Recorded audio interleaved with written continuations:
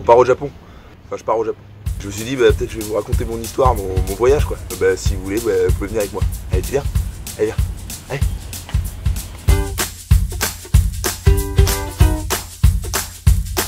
Petite parenthèse, j'ai des pieds absolument superbes.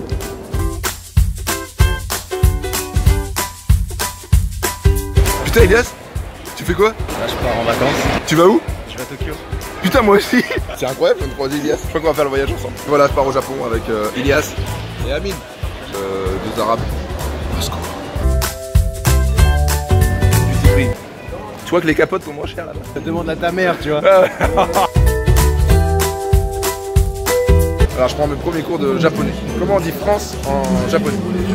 France. Français, on dit Watashi wa Funosujin desu. 15 ans de Naruto.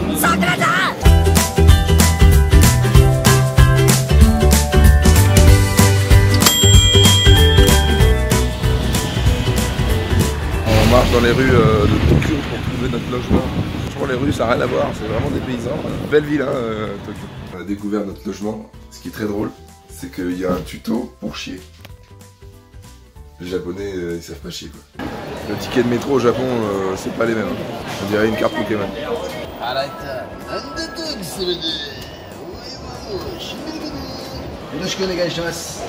On doit trouver le nom d'une station. On est vraiment en galère, là.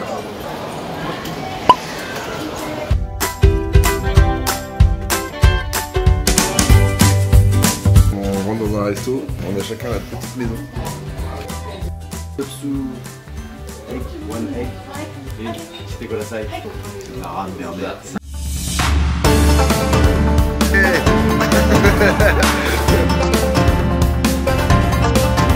Une ambiance de jeux vidéo jusqu'à tard le soir, tous les soirs.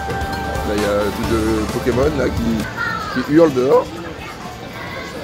J'espère le mec qui habite au-dessus. C'est des Pokémon, au bout d'un moment t'as envie de les tuer quand même.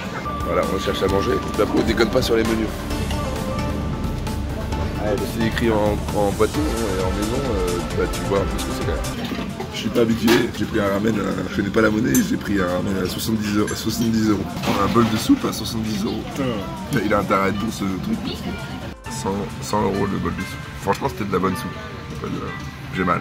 Ils adorent le karaoké. Voilà. Il y a des immeubles entiers pour le karaoké. C'est un peu la boîte du Japon.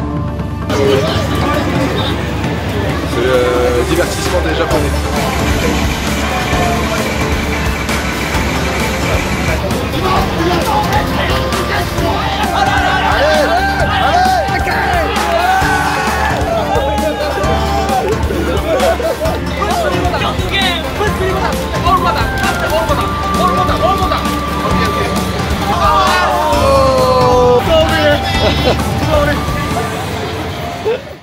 Et deuxième jour à Tokyo et on va découvrir un parc, un truc qui a l'air d'intéresser les gens. C'est plein de rouleaux. Vu qu'ils ont des jets d'eau pour le cul, du coup bah, tous les rouleaux ils les stockent ici. D'ailleurs des jets d'eau qui sont très agréables.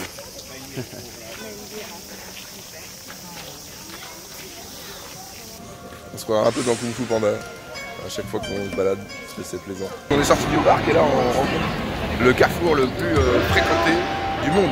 Alors là, ce qu'on traverse là, c'est l'équivalent de toute la Creuse en 5 minutes. Voilà. Au Japon, il n'y a pas les mêmes voitures non plus. Là, ils vont tout droit vers la route arc-en-ciel. Aussi, un truc intéressant au Japon, c'est qu'il n'y a pas de poubelle. Voilà. Ça fait 3 jours que j'ai ce déchet dans les mains. On a choisi un restaurant de sushi du futur. On choisit nos menus sur des iPads. Et après, les plats, ils viennent tout seuls. Il n'y a pas de serveur en fait. Alors ici ils dansent en pleine rue, ils font décorer. Soit ils sont très heureux, soit ils prennent beaucoup de drogue. Il y a un autre truc important à savoir au Japon, c'est qu'il est interdit de fumer dans la rue.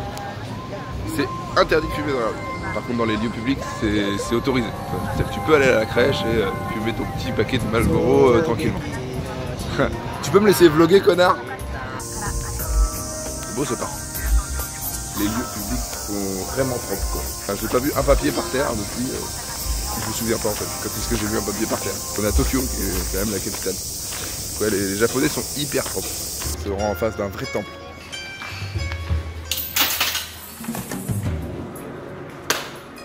Je prie parce que je veux plus jamais jouer en chicha, d'accord? Plus jamais. Bon, c'est la fin de la première partie du vlog. Donc je publie la deuxième partie dans quelques jours. C'est pour vous faire patienter pour les nouvelles vidéos qui arrivent le 10 septembre. Donc on va se dire à dans une semaine, d'accord? Revenez vite. Oh Genki Day. Et abonne-toi. Ciao.